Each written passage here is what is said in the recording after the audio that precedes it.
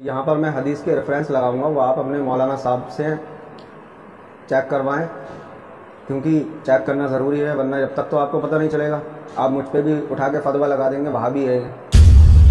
تو مسلمان بنیں، قرآن حدیث پہ عمل کرنا ہم لوگوں کے اوپر فرض ہے۔ اگر آپ پکے نبی سے محبت کرنے والے ہیں صلی اللہ علیہ وسلم تو آپ حدیث پہ عمل کریں گے، علماء کی بات پر نہیں۔ آپ کی محبت یہی دیکھی جاتی ہے کہ آپ کتنا نبی سے محبت کرتے ہیں اور کتنا اپنے مولویوں سے۔ السلام علیکم ورحمۃ اللہ وبرکاتہ۔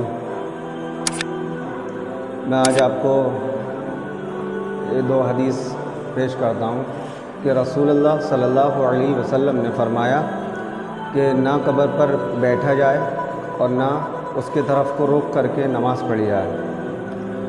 اور دوسری یہ حدیث ہے کہ اللہ صلی اللہ علیہ وسلم نے اس بات سے منع فرمایا کہ قبر پر چونا لگایا جائے، اس پر بیٹھا جائے اور اس پر عمارت بنائی جائے۔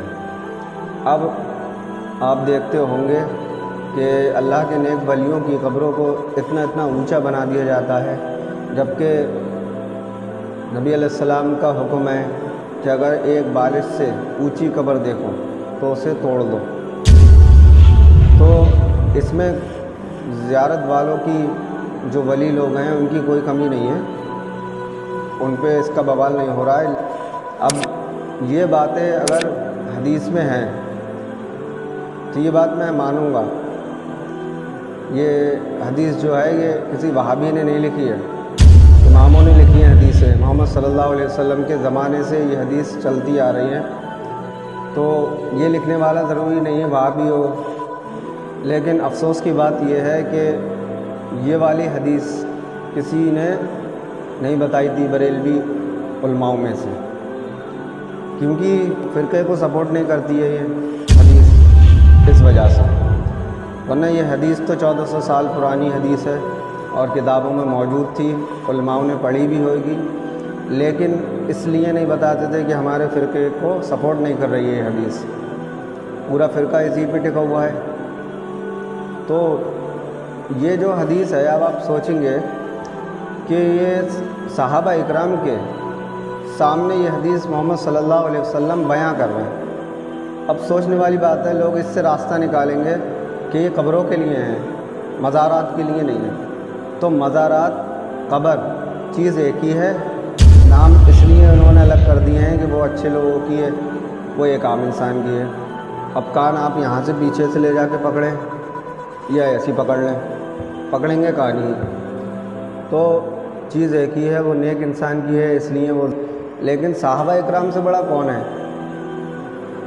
جو آج کے ولی ہیں وہ کیا صحابہ اکرام سے اونچے درجے کے ہیں؟ تو ان کے اوپر بھی یہی حکم لگتا ہے کہ قبر کو ایک بالش سے اونچا نہ کریں اور نہ قبر پر چونا لگائیں، نہ قبر پر بیٹھیں اور نہ قبر کے طرف کو منہ کر کے نماز پڑھیں اور نہ ہی قبر کو پکی کریں اور نہ اس پر عمارت بنائیں۔ تو اس بات کا بہت افسوس ہے کہ لوگ نبی علیہ السلام سے محبت کا دعویٰ کرتے ہیں لیکن نبی علیہ السلام کی نہیں مانتے ہیں، اور جو ماننے لگتا ہے وہ وہابی ہو جاتا ہے لوگوں کی نظروں میں۔ اگر وہ یہی باتیں کہہ دیتا ہے تو کہتے ہیں وہابی ہو گیا۔ یار وہابی کچھ نہیں ہوتا ہے، صرف مسلمان بنو، مسلمان بن کے ایک رہو۔ شیعہ، سنی، اہل حدیث، دیوبند اور بریلوی سب ایک مسلمان ہیں، ان لوگوں میں الگ مت رکھو، تفرقہ مت پھیلاؤ، جو قرآن و حدیث میں ملے اسے مانو۔ تو آپ کو اپنے نبی علیہ السلام کی بات پہ عمل کرنا ہے، چاہے کوئی کتنا ہی بڑا ہو، نبی علیہ السلام سے بڑا کوئی نہیں ہو سکتا۔ اور جو سچ میں اپنے نبی سے محبت کرنے والا ہے وہ اپنے نبی علیہ السلام سے محبت رکھے گا اور ان کی ہی بات پر عمل کرے گا۔ تو اللہ ہمیں توفیق دے سمجھنے کی۔ اور یہاں پر میں حدیث کے ریفرنس لگاؤں گا، وہ آپ اپنے مولانا صاحب سے چیک کروائیں، کیونکہ چیک کرنا ضروری ہے، ورنہ جب تک تو آپ کو پتہ نہیں چلے گا آپ مجھ پہ بھی اٹھا کے فتویٰ لگا دیں گے وہابی ہے یہ۔ تو مسلمان بنیں، قرآن حدیث پہ عمل کرنا ہم لوگوں کے اوپر فرض ہے۔ اگر آپ پکے نبی سے محبت کرنے والے ہیں صلی اللہ علیہ وسلم تو آپ حدیث پہ عمل کریں گے، علماء کی بات پر نہیں۔